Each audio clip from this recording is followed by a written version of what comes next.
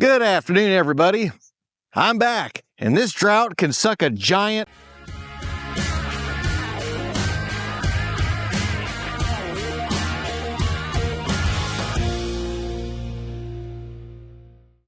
Whew. My intro caught that for me before I got demonetized. All right, where were we? Oh yeah, the drought. The drought around here, though it has been slightly alleviated to a minuscule extent by a couple of our recent rains, is still just beating us like we're, Robin in the back alley with a crowbar. And because of this drought, which is now in its third year, going on 4, all of our ponds are pretty well empty. They've turned into just giant muddy quagmires of hoof rot and stale, stanky water. Which brings us to this and that. We finally got our solar well put in and installed up and running here in our big pasture. And thankfully it's in a relatively convenient spot. This is in the south side of the pasture, but the north side section of the pasture is 50 feet that way, across the fence, so we can run a line right over into that other pasture. Now, we've been wanting this well done for quite a while. I didn't know what I didn't know about this kind of thing. It was drilled at the end of 2022, and we finally got it installed. We've only got one good well installer, stock water solution kind of guy. And, well, he's got a waiting list like a year deep, and he can't find help, much like anybody around here who does anything outdoors, because Gen Z and Gen Alpha are essentially useless.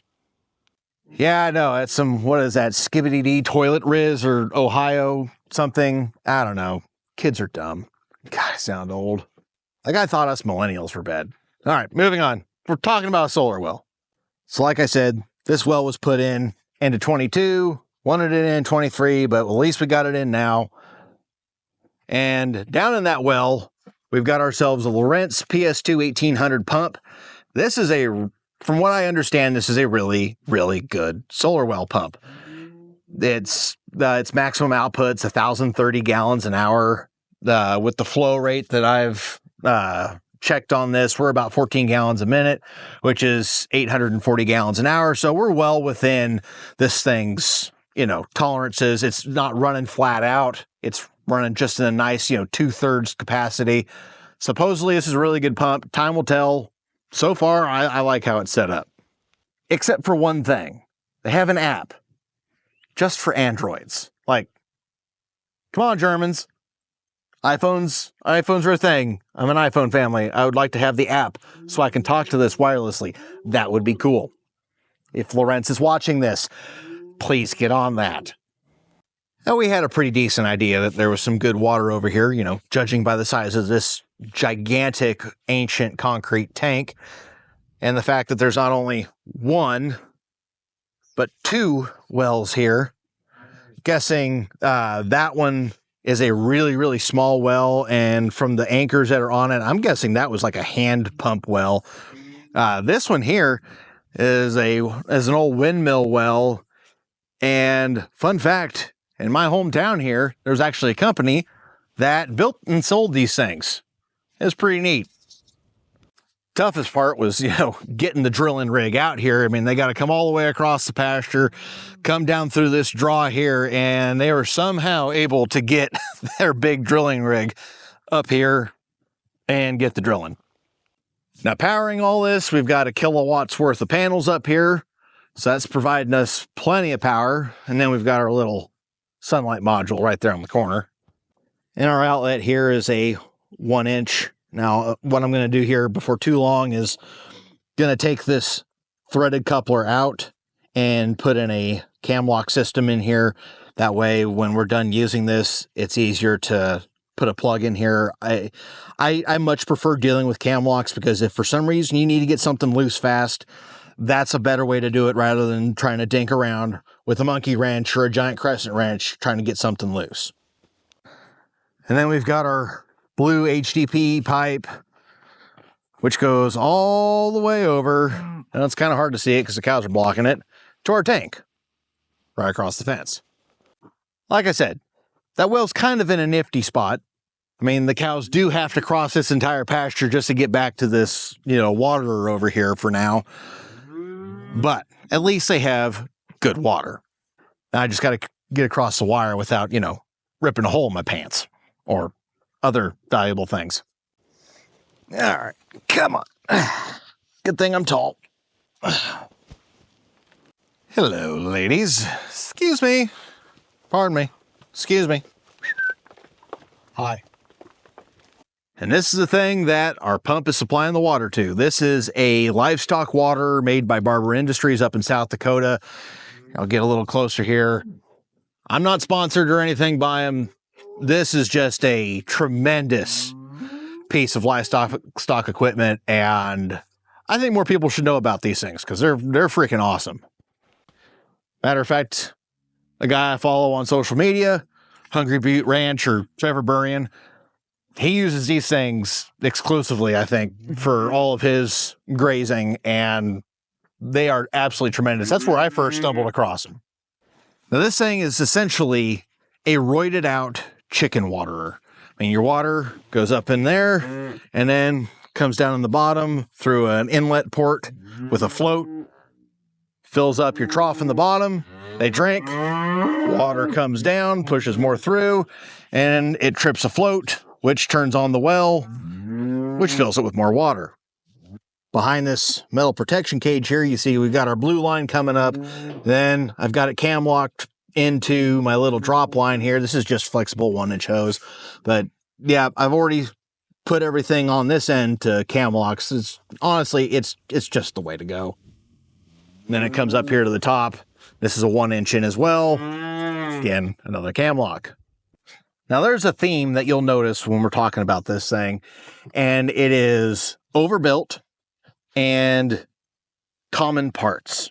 That's one of the things I really like about this is there's nothing that you pretty much just can't go down to your local, Atwoods, Baumgars, or whatever, and go find some replacement parts for. Let me get this cage out of it here. This float for the water trough is a 2-inch in, and it necks down to 1.5 inches. And you can adjust this float however you need to make sure you keep a good amount of water in here, but not so much that if you have it on a little bit of a slope, you don't want it running over. So you can see this side's got a fair bit more water in it than, say, right over there. When the cows start drinking out of this, and this thing, when they're hammering it and that float drops full open, with all the water that's up in here, pushing on a 2-inch hole that necks down to 1.5 inches, that's a lot of water pushing and refilling this pretty dang quick. So I have not seen this run dry yet. Granted, it hasn't been 110 out lately. Thank God. But yeah, I can go down to the local hardware store and get the replacement parts I need to fix this if for some reason, this giant heavy metal cage here didn't do a good job protecting that. I mentioned earlier, we've got a float up here that controls our top level. I need to actually adjust this up a little bit. It's sitting a little lower than I'd like. I wanted to get it just right to where it's underneath this and not back flowing through the fill line. So try to get another couple inches, just a little bit more capacity out of it. I really like this float. It's really heavy built, although it is missing a bolt for some reason that I keep forgetting to bring over the replacement. But, stainless steel float and everything, really good bit of kit.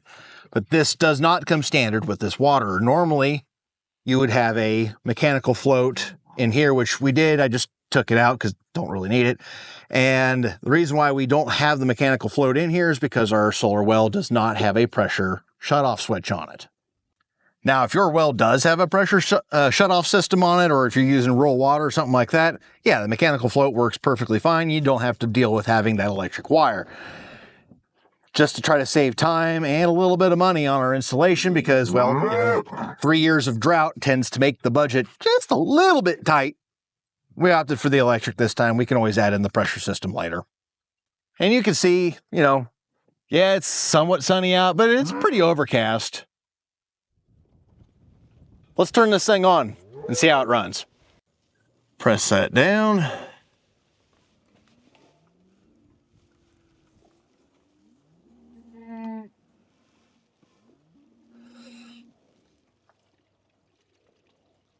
Can hear the water moving up the pipe.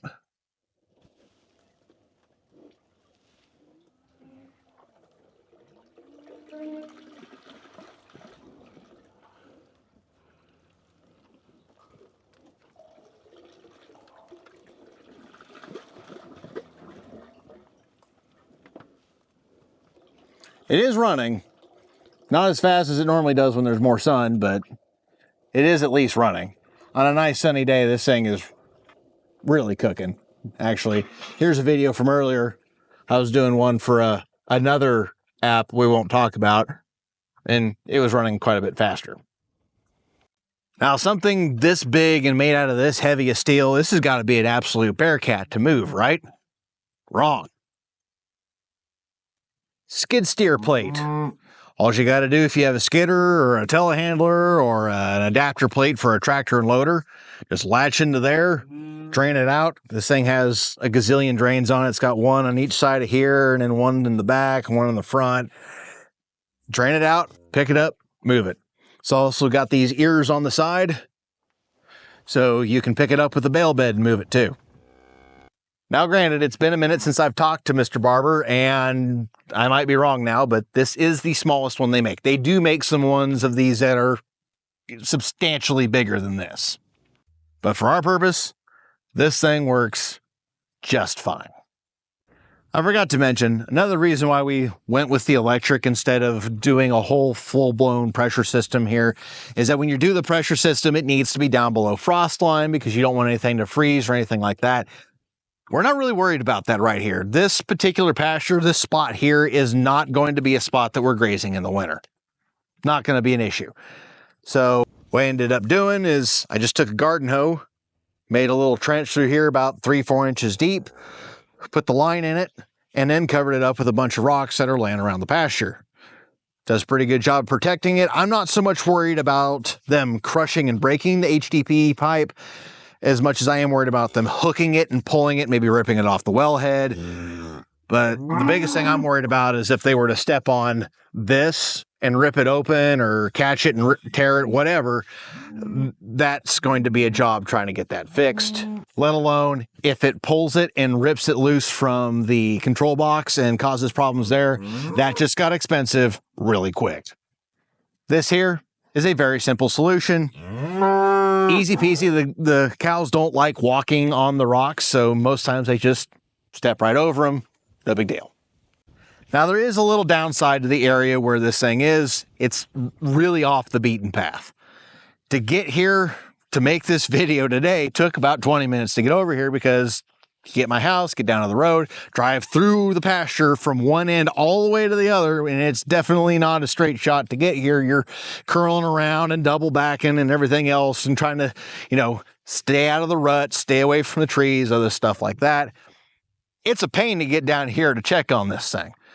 So just in case something weird freak of nature, something happens, I want to be able to monitor this. I'm a bit of a control freak that way. I've got a game camera. I'm just going to, put it up on a pole mount or something. Maybe even mount it to the tank itself. I'm not really sure. And have it send me a picture, probably 3 times a day, morning, noon, and evening, just to make sure that everything's doing all right and just be able to keep an easier eye on it that way. Now, you may be saying, and you'd be excused for saying it, that why not just use some poly tanks? Surely that's a lot cheaper than this gargantuan thing. And I would say, yes, you are right. That would be a cheaper option than one of these things. However, the cows can pile around this thing and they're not going to hurt it. With how thick the steel is on this thing, they're never going to hurt this. Those poly tanks, we've got them. They break them constantly. They will show up, they'll pile around it, somebody will inevitably start pushing and shoving, it'll collapse aside, break it, and then we've got a mess on our hands. Never going to have to worry about that with this one. And besides that, think of the footprint. Just this one tank in this relatively small footprint here, you're going to need one big tank and one small tank for the calves to be able to get around, which inevitably the cows will muscle them out of the way and they'll drink it dry, and you'll have to have, a float on each one, or water going to each one, or some sort of siphon tube to go between them, all that kind of a headache. With this, you get two tanks in one. You basically have 2 tanks worth of storage here that cows and calves can both utilize in one small compact area. This water is step number 1 of my long-term plan of changing how we graze cattle. I do some section grazing when we turn these cows out on cover crop and things like that.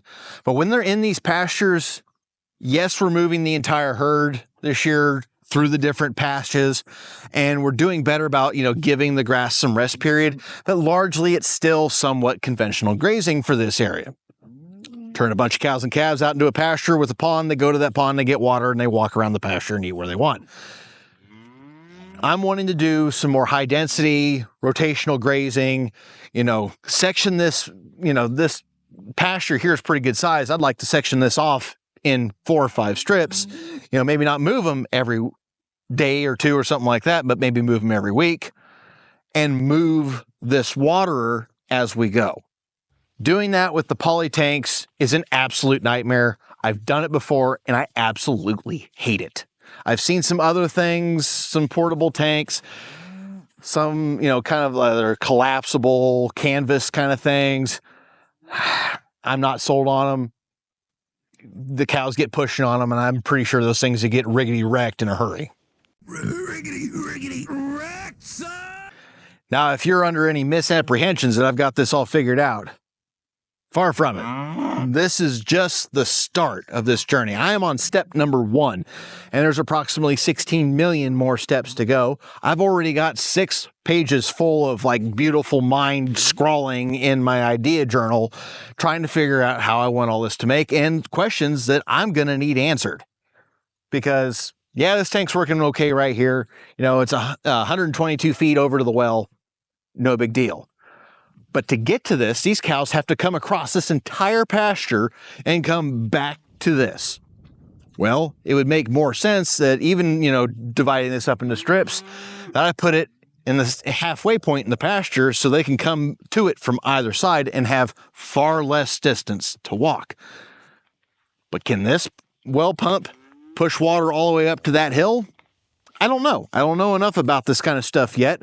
I need to talk to some people who do know more about it, which segues nicely into if you have some ideas, or some things some mistakes you've made that you would like to warn me about so I don't make them, please drop a comment below. I'd like to learn more. Or if you've got a channel you care to recommend for me to watch, please drop them in there as well. I'm always wanting to learn.